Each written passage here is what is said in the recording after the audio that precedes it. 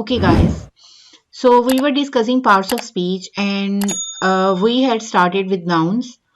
The first part of speech. We have already taken the introduction of the noun and we had started with the types of noun. These four types have been discussed in the first video and these four types have been discussed in the second video.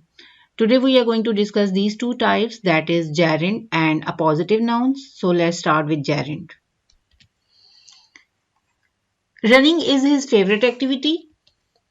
I am running fast. What is common here?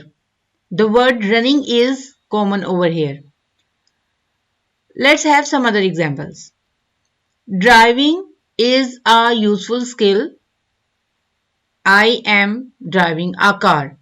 Again, a word has been used in these two sentences. A common word has been used in these two sentences, and that is driving. Driving is a useful skill. I am driving a car.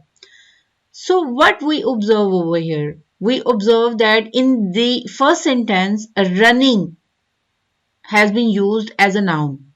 Running is his favorite activity. So the word running has been used as a noun.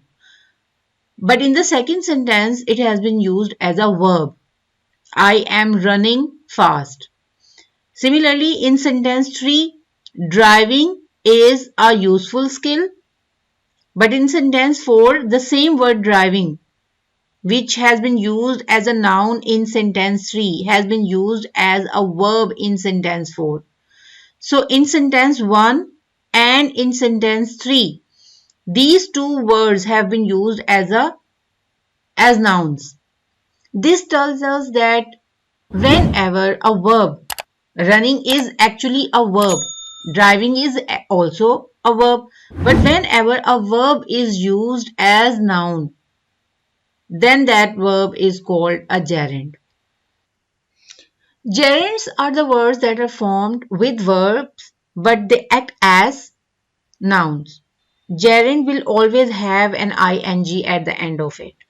For example, the verb is drive, but if we add ing at the end of it and it starts acting as noun, then it will become gerund. Like driving, if it is acting as a noun, then it will be called gerund. Similarly, speak. The word is speak. It is a verb, but if we add ing at the end of it and it acts as noun, then it will be called gerund. Gerunds are verbs in present participle form. This means they are the root verb plus ing.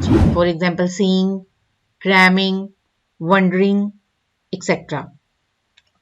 Three conditions must be fulfilled to make a gerund. The first condition is the word we are using as gerund must be a verb. Then ing must be added at the end of that verb. And the third condition is that the newly formed word must be used as noun in the sentence, must act as noun in the sentence.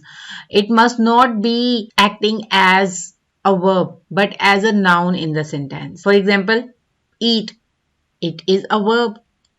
Now let's add ing with it and it is going to be a new word and that is eating. Now let's use this in the sentence. Eating junk causes difficulties in growth. So eating junk is being used as noun over here. You can make many more words or many more gerunds by applying these three conditions. Like you can have a word that is also a verb. For example, a verb hike. Now add ing with it. It will become hiking. Now make a sentence with it but use it as a noun. Hiking is a skill. Hiking is a hobby. So I hope that you have understood the concept of gerund. Now let's start with appositive. What is appositive? Appositive is actually a noun phrase which comes after another noun phrase called the antecedent. Appositive provides additional information about an antecedent. Let's have an understanding with the help of examples. So in the first example, Paris, the capital of France, is famous for its perfume. So the first noun is Paris. It is also called antecedent, and the second noun, that is the capital of France, which is giving us an additional information about that noun, that is Paris. It is telling us that this is the city of France and it is the capital city of France. So it is antecedent and the capital of France is the appositive to Paris. Similarly, in this example, her father, Nigel, left home 3 months ago. So her father is the noun phrase and Nigel is appositive to this noun phrase. This her father is antecedent and Nigel is appositive. Paris and her father are antecedents and capital of France and Nigel are appositives to these antecedent.